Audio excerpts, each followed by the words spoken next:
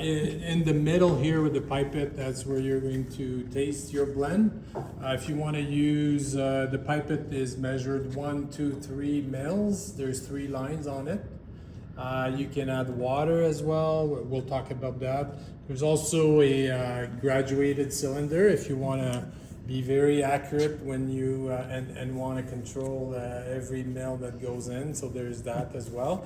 And you're going to draw the liquid from at the center of the table with your pipe. For your palate is very important.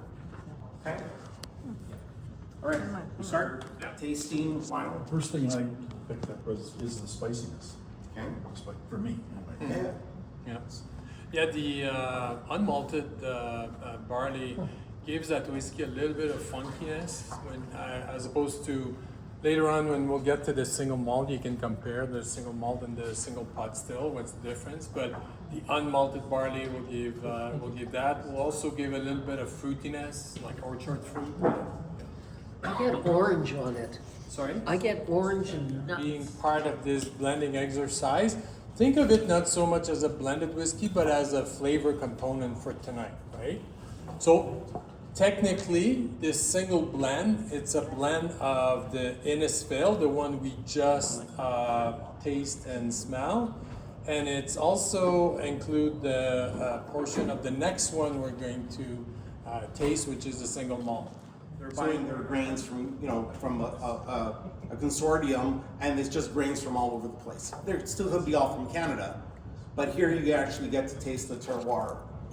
So, which is interesting, even though it's the same grain every year from the same field, and we make it the same way, you're going to get nuances from year to year because it can be traced to a single field and to the weather patterns of that year and to the amount of rain and sun that the field got. And that's the So I added 5 milliliters of the Tabercorn Whiskey 101, 4 milliliters of the Innisfail Whiskey, 1 milliliter water because we got to bring the alcohol content down, and then 2 milliliters of the single malt. So it's banana, nutty, boozy deliciousness. I'm not gonna tell you how terrible it Tell is. me what I need to add.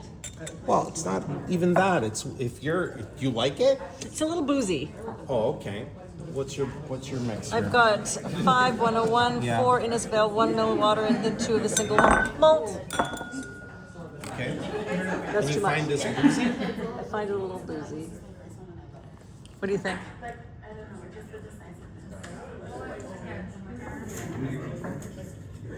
Okay, so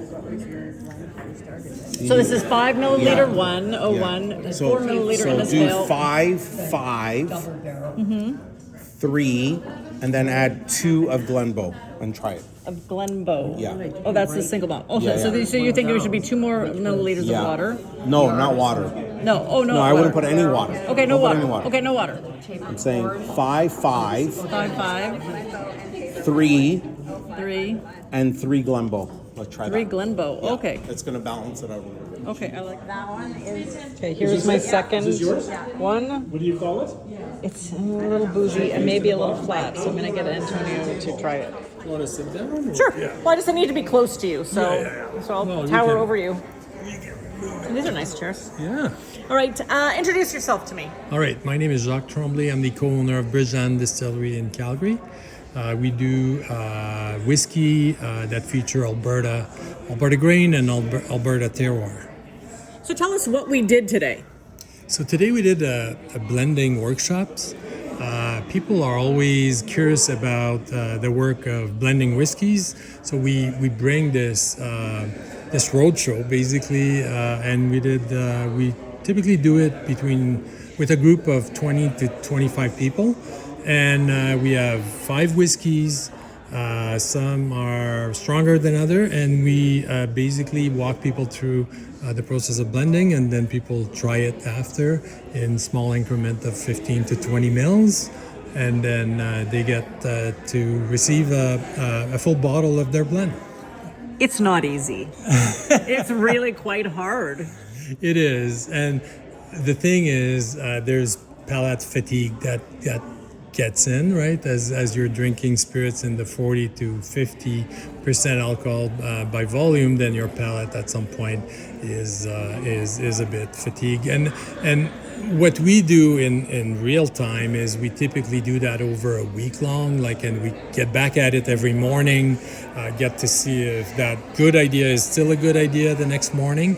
So in one session, it's a little bit harder probably to do. Yeah.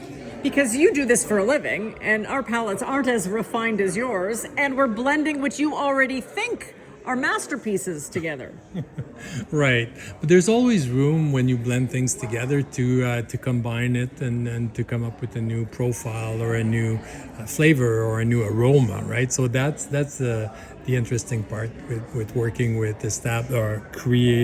established whiskey, if you will. So have you done this and go, oh, I really like this blend, maybe we should put this one on the shelf? Yeah, that's. I'm always curious to get to provide feedback to people, because sometimes there's really good ideas the way they approach things, right? So tell us about some of the whiskeys that we blended today. Yeah, we use basically our core products. So we have Innisfail whiskey, which is a triple distill, very approachable whiskey, very, very, very smooth. We used our single malt whiskey. We use a blended whiskey. We also use our Tabercorn whiskey in 2 different proofs. So the type of whiskey that we produce are not just one size fits all. They've got a lot of variety coming into them.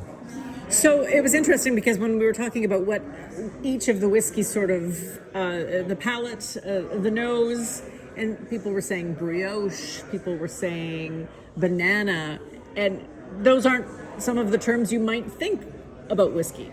Right, that's true, and it's fascinating when you can have access on the internet on these whiskey wheels of flavor, and it suggests like these broad category like floral, fruity, everything that describe leather and coffee and things that you would not associate with whiskey, but once you have this idea in your brain, sometimes someone needs to suggest it to you, and then it becomes obvious. Like, yeah, coffee, banana, but on your own, you need to have a pretty good tight brain to palate relationship to be able to come up with those ones. So that's why these resources that you can find online, like the whiskey flavor wheel, are super useful, like to get into whiskey tasting. How important is it to showcase Alberta products? I know that 2 of the products that I blended today were Tabercorn whiskeys.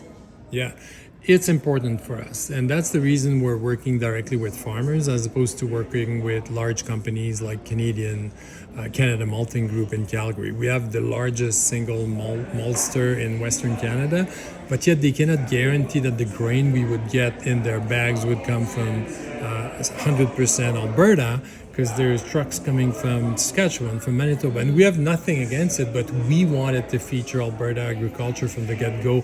So that's why we went off the beaten path and found the Hamill Farm and the Molnar Farm, and we're working directly with them. Is it used to call bourbon? So you had a playful spelling of it. It wasn't bourbon like you would have Kentucky bourbon, but you had BERBON. Yeah. What happened to that? Yeah, the CFIA disagree with our playfulness. We thought it was pretty clever, but yeah. It was. Well, and that's the case we made with CFIA. It was never our intention to be misleading, because it was called Tabercorn Bourbon. Right, BERBON. So from the get-go, the word Tabor was up front, was leading to give you a sense of place. We're not talking about Kentucky bourbon, we're talking about Southern Alberta.